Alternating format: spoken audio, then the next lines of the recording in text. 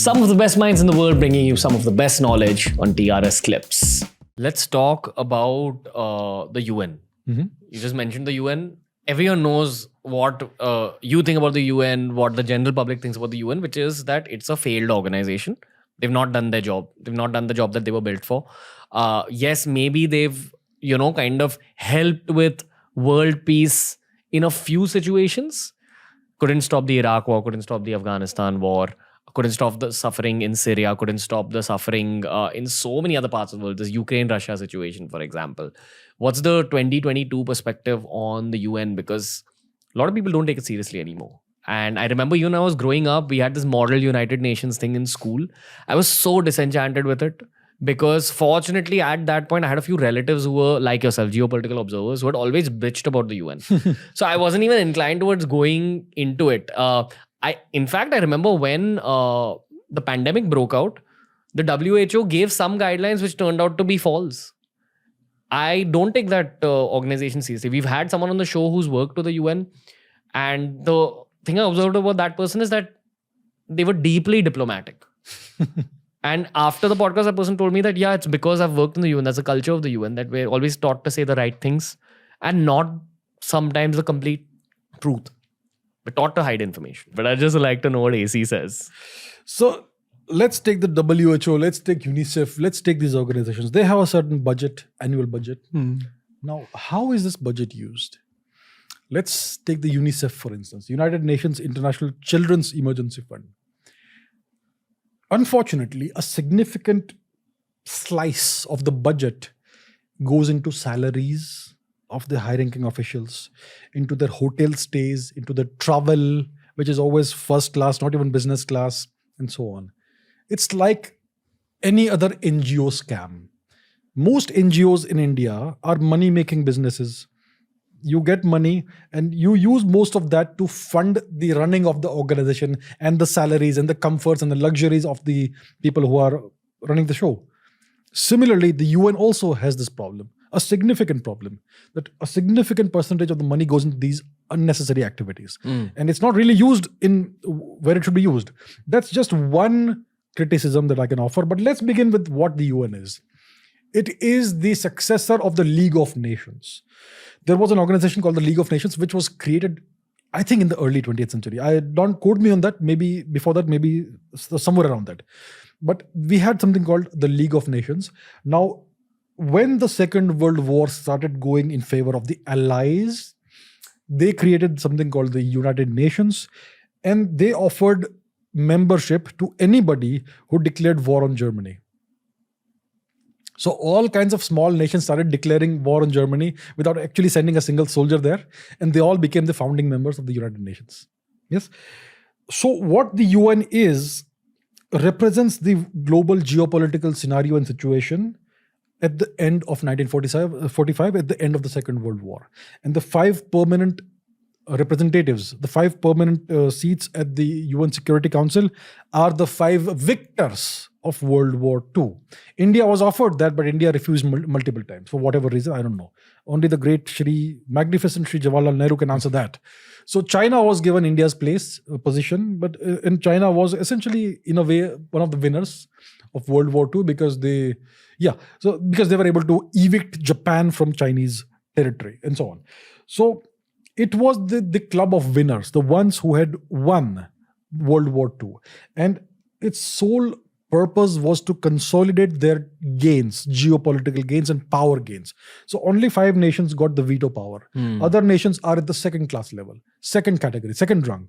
These are the 5 that rule the world. And even today, they continue to rule the world, even though the geopolitical scenario no longer represents how the world was in 1945, right? So many nations have demanded that the United Nations needs to be reformed. It needs to reflect 21st century realities.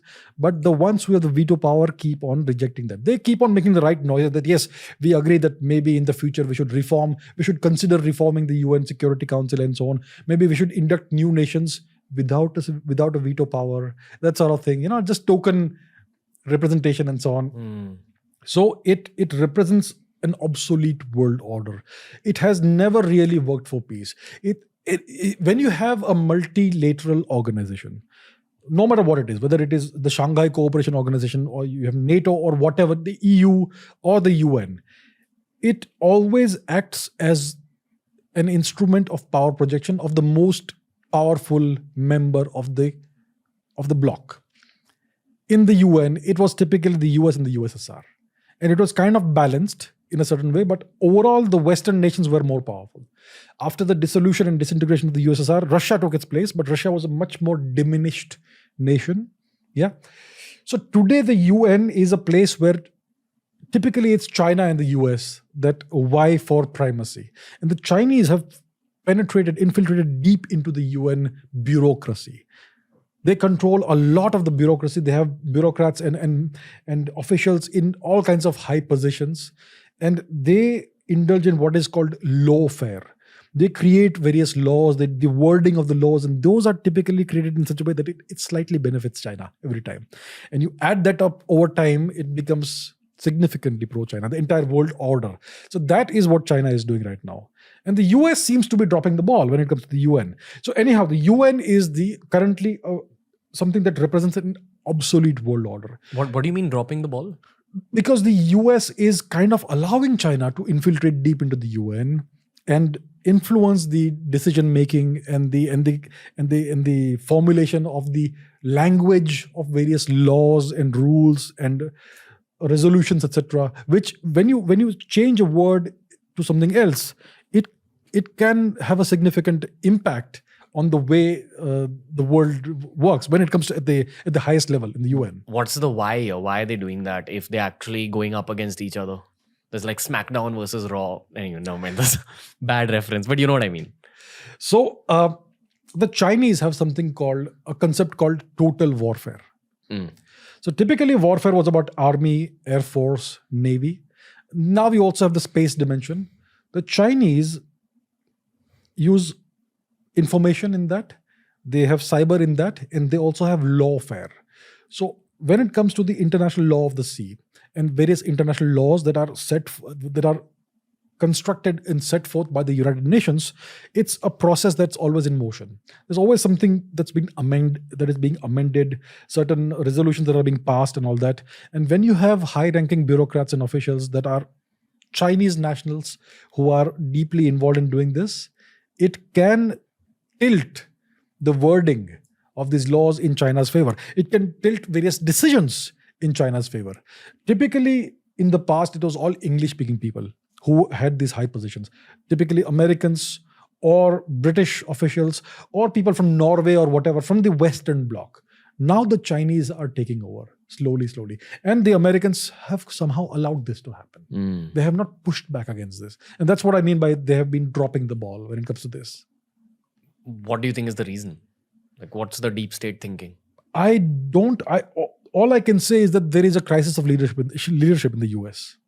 Okay. They have lost what it takes to stay a world power. They are still a world power. You may have a crisis of leadership, you may have bad leaders, but you can still remain a major power for the next 100 years. Look at the Mauryan Empire. As soon as Emperor Ashok died, the empire started crumbling. Then you had his son Dashrath, then his grandson Samprati, who kind of revived the empire, and then it disintegrated within a century or so. But it was still an empire for more than 100 years after he died. Ashok was the last great emperor, and Samprati was the last good emperor. But it still lasted for a while. So the US seems to be in that decline process. They no longer have those strong leaders in place. And that's what we are seeing. It's a gradual but visible decline of American primacy and supremacy in the world. Thanks for watching. Make sure you check out the entire episode and also check out this playlist that we've curated just for you.